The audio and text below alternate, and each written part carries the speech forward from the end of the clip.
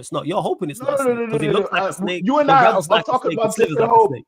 You It's and I all, are yeah, talking about okay. different hope. Yeah. I'm Now talking see how about when I hope flip where on him, man, you don't see, like it. you don't see It's a like snake. But you know, if you go further, there will be some form of light. Light where? There'll be light where? Anywhere out of light the tunnel, okay. out of the it's sky, it's an oncoming train. Anywhere. You see that light at the end of the tunnel? It's an oncoming train. You can stay on the track and get hit by it. If you hear the tracks, if you hear the track rattling, it sounds like a train on the way, you're the likes this. Oh no, well, it's at not least a train. It's transportation to somewhere. At least it's transportation to somewhere. There must be a way out. There must be a way out. Yes. Getting hit by a train is transportation you could to hop somewhere. on the train. You could hop on the train. How are you going to get on the train when it's on the way to you and you're on the track? You're on the track. You're on the train. You can move to the side. You can move to the side. There's no way to. It's a tunnel. Where are you moving to the side? It's a tunnel. Where are you moving to the side? Look, man, it has to be a side because the train can't. There is You're hope, my guy. There is hope. Okay, I ain't getting on that train. You gotta find a way to get on the train, man. You gotta find a way to get on the train. You can get on that train, man. That's you. I leave that to you, man. I'm not a Man United fan. I'm not a Man United fan. Now you're on the Liverpool train, man. You know what I'm saying? Are you not winning the league next year? If we're winning the league next year, yes. Yeah, that's my question. Yes. Okay. Yes. Champions League? Yes. Every single trophy that we can win, we are going for it. Yeah. Like I ain't like the other Liverpool fan you meet sometimes who are a little bit pessimistic, a little bit. I'm asking what you think you'll win. What do you think you'll win? Look, let's put it this way: any trophy that exists for us to win, I think we can win. Of course, you can. Do you think you will? We can and will. Okay, since we're being semantic, we can. Yeah, 100%. I'm asking for your prediction, basically. Yes, I'm asking you for your prediction. Yes. So far, I have no I have nothing that the team has done has pushed me to the side of saying we can't achieve some of our goals. So far, to me, no, Carl. As long as we play football next year, we will win. And when I mean by play football, I mean just today we're playing Newcastle, we will win. Today we're playing Man United, we will win. It doesn't matter to me.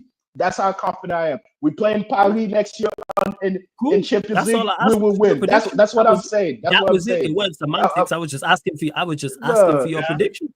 That's all I asked for. I said, will you win the before you guys, Steve, 1 second. Do you think you'll win the Premier League next year? That's all I asked.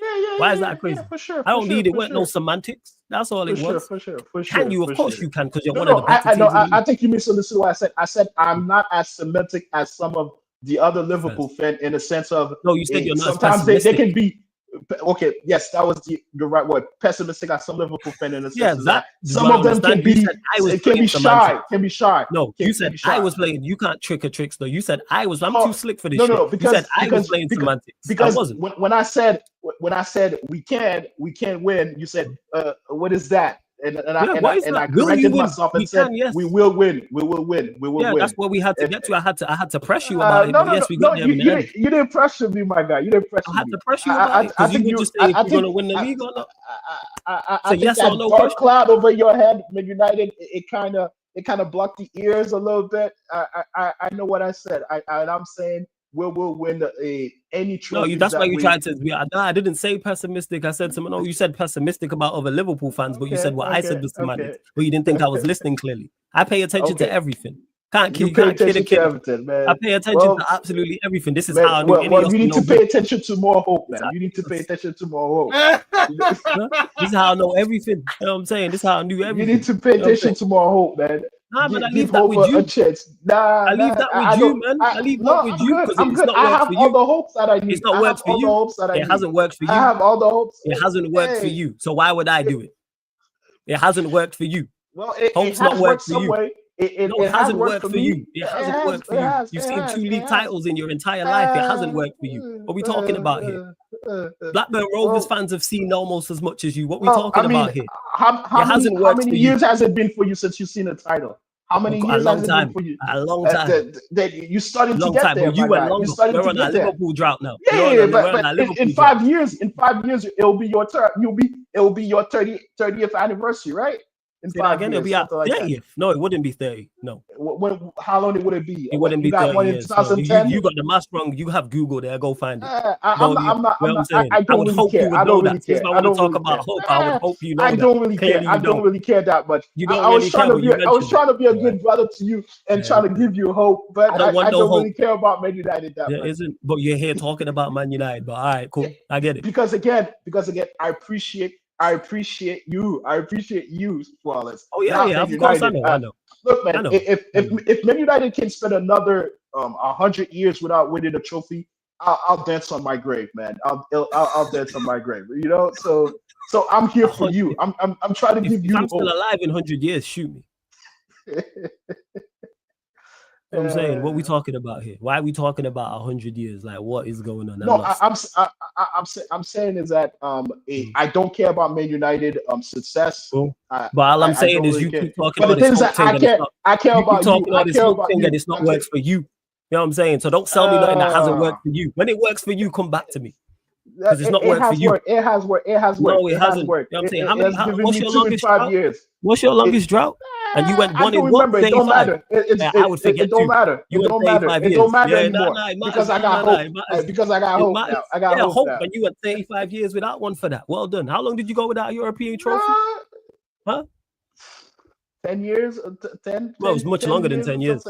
13 years, something like that. Yeah, but I still got more than you. I still got more than you. I still got more than you, though. Don't talk about stuff when we was in before we was here. I still don't got talk more about than stuff you. before we was here. What do you mean? What do you Don't talk mean? about Still stuff more before than we was you. here. Still more Before than we you. was here. It's crazy Still more work. than you. Still more than you. Come on, man. Still more than you. I'm saying. Still more trophy than you. This is Still more this is what trophy than people you. do when they got nothing to back about Amarim and Ineos. See this. See where his argument's gone. More than you, got nothing left. Got nothing I'm left. not defending No Amarim. bars, I don't really got care. I don't really care. I don't really care what happened to Amarim. I didn't say you cared. Yeah, but you said I didn't don't say have you an cared. argument. I wasn't said you making an don't have an argument argument for because Amarim. you had nothing left. Wasn't making That's an why. argument for No, Amarim. you was making an I wasn't argument for no, I Amarim. wasn't You making an argument.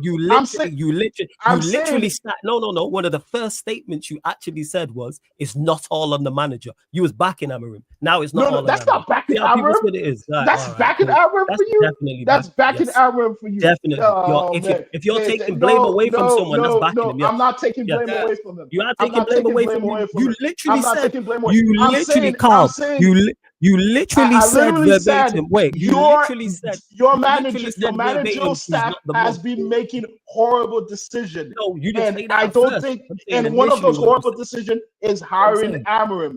Is Say that hiring again. Amarim. No, I not can't the blame. hiring. I said Not the hiring. Do you forget what you said? The same way you messed up the no. pessimistic Maybe and you didn't semantic. understand. Maybe we Nah, didn't understand each other got it. properly. Okay, fully look, got it. I'm gonna say it. Go on. I'm gonna say it Go on. again. I'm gonna say it Go on, go on. again. Go on, I say it believe that your managerial football decision at the club has been piss poor, and blaming the manager, it seems to me again laziness. It seems So a has the bit manager too done a good lazy. job? Bit Has the too manager done a lazy good job? to just Okay. Has Amarim done a good job in your opinion since he's been here? No, he has not done a good job. That is Okay, why so he's been poor. that is So why the we manager's also been- agreed before. So the manager's been poor whilst he's been here. Yes, he's been So poor. therefore, the He has- manager deserves. So the manager should get blame and criticism for his role while he's been here. Correct? Yes. Okay. So why, when you came on here at first, you was like, the manager is not on him. The issues your ownership. Why are you defending someone who's doing a poor job? I'm not defending it. I'm saying is that your problem, just like you also have a diagnosis that it's the people at the top. It's your. I think it's everybody. Okay, so I'll clarify who I think it is. I think it's everybody, which I've stated many a time. Yes, you have. Yeah. I think it's everybody.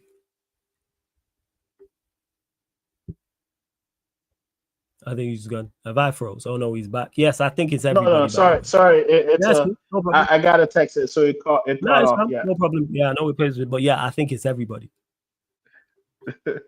Look, man, So what we talking I would about? love to continue this conversation. I would love to continue the conversation, but I gotta pick up my wife from work. Yo, go pick up your she's lovely wife, messaging me, fam.